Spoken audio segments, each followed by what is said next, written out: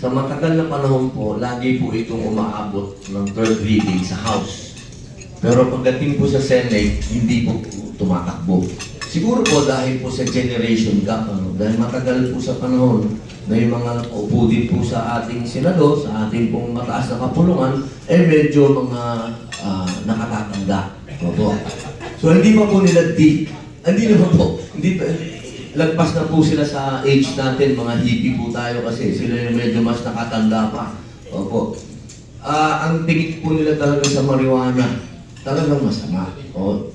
Panahon naman po nila talaga na isinaksak sa kanila na masama yan. Pero siyempre po, sa pagtakbo po ng panahon, ang mga nakaupo po ngayon ng mga senador, mas kaedad po natin, mas naiintindihan na po nila. Opo, kung ano po yung benepisyo ng cannabis. Opo, kaya po ngayon, umabot na po kami sa interpellation.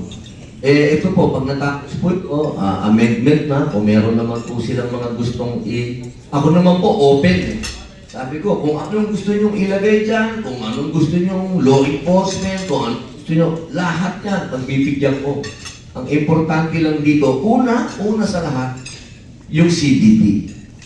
Baka naman pagdating dun sa CBD, huwag na natin pagtalunan. Kasi ginagawa na yan ng halos lahat na, Japan, Australia, kahit ka pumunta, maglakad-lakad ka, makakakita ka ng produkto ng CBD.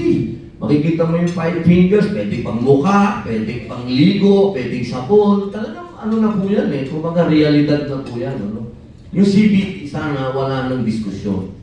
Magkaroon lang tayo ng debate pagdating sa THC, yung may psychoactive effect.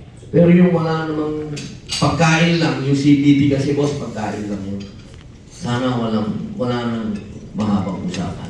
So siguro po, 2 hakbang na lang boss. Pagkatapos ng interpellation, amendments, then third reading.